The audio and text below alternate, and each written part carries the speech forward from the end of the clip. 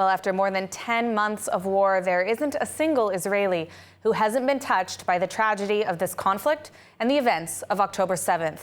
Joining us today to speak about her experience is Nitai Metodi, a former contestant on Israel's Big Brother and the mother of a fallen soldier, Staff Sergeant Nitai Metodi, who recently fell in Gaza. Nitai was on a trip in Australia when the war broke out and heroically dropped everything to fly back to Israel and serve his country. A true hero.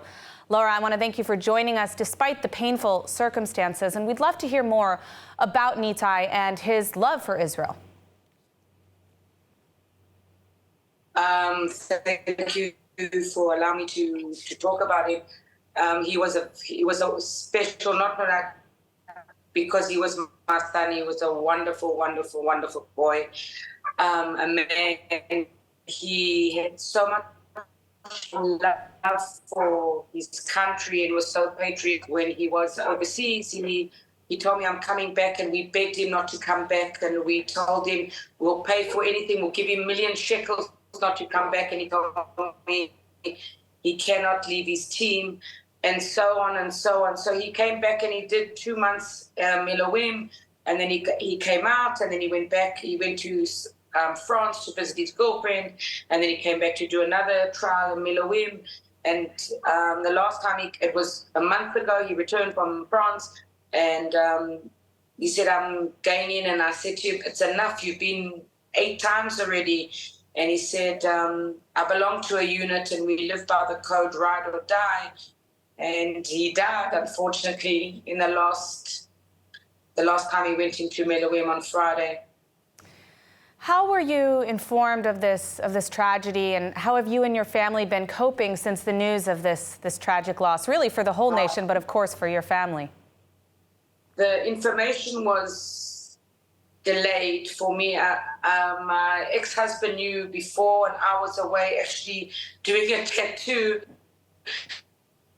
But I had a feeling for a couple of days before, I had this feeling that something wasn't right. And we had a group for all the parents to find out how our children were. And that day on Friday, we kept on writing if they heard any news about the kids, and everyone told us that no news is good news. And when I returned home with my daughter at 5 o'clock, the army was here waiting for me. And it's a sight that I don't wish upon nobody in the world, to see that uniform at their door. And they informed me that Nitai was killed in action. And the only thought that I could think about was maybe he was in a critical condition, that at least they'd given me time to say goodbye, but they told me he died straight away. He wasn't in pain. He died. He was one of the second that went into the building and died on impact. To say that everybody around me has been unbelievable. The support not from people I know, the support from the nation. This is the point that I say that there's no nation in the world that is as strong as Israel.